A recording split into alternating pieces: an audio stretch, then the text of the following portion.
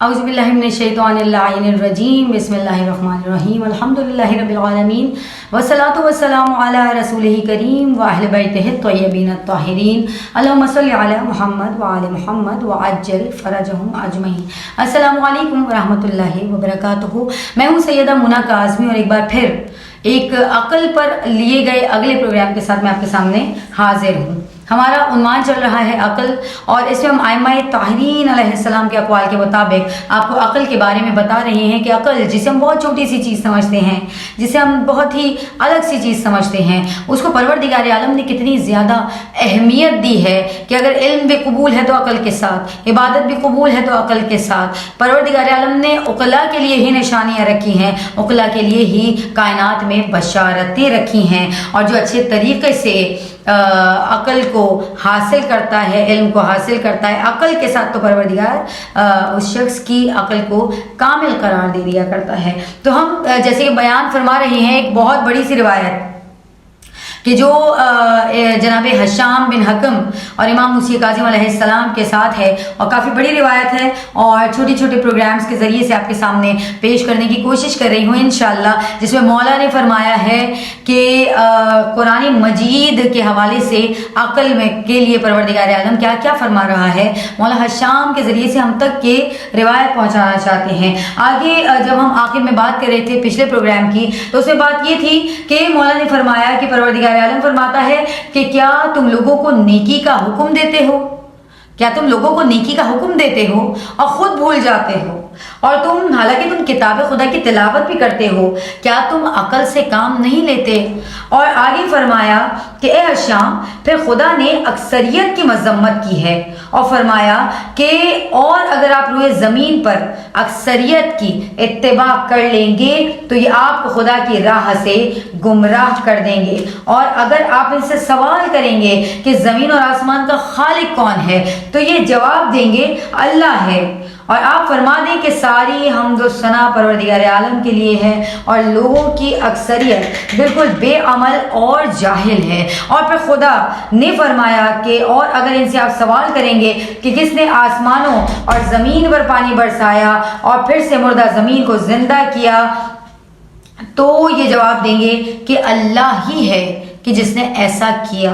اور پھر آپ کہہ دیں گے کہ تمام حمد اللہ کے لیے ہے اور اس کی اکثریت عقل سے کام نہیں لیتی ہے۔ اور اس کے بعد فرمایا کہ اے ہشام، پھر پروردگار عالم نے قلت کی مدحت و تعریف کی ہے اور فرمایا کہ میرے بندوں میں سے بہت تھوڑے سے ایسے ہیں جو شکر ادا کرنے والے ہیں، اور پھر فرمایا کہ اے مومن بندے،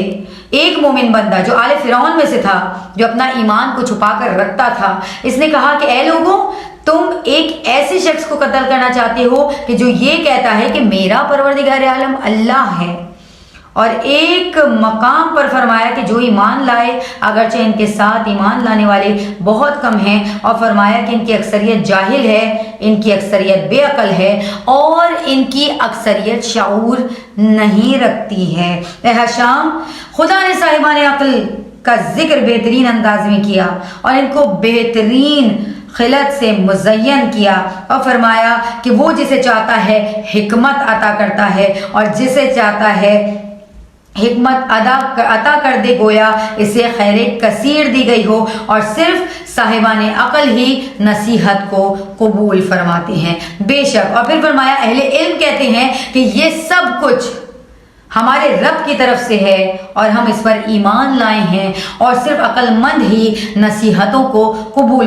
فرمانے والے ہیں۔ بے شک آسمانوں اور زمینوں کے پیدا کرنے والے اور رات اور دن کے آنے جانے میں صاحبان عقل کے لیے پروردگار عالم نے نشانیاں رکھی ہیں، اور پھر فرمایا کیا وہ شخص جو یہ جانتا ہے کہ جو کچھ آپ کے رب کی طرف سے ہے، آپ صلی اللہ علیہ وسلم پر نازل فرمایا گیا ہے، وہ برحق ہے، اس شخص کی طرح ہو سکتا ہے جو جاہل ہو۔ نصیحت کو فقط عقل والے ہی قبول کر سکتے ہیں۔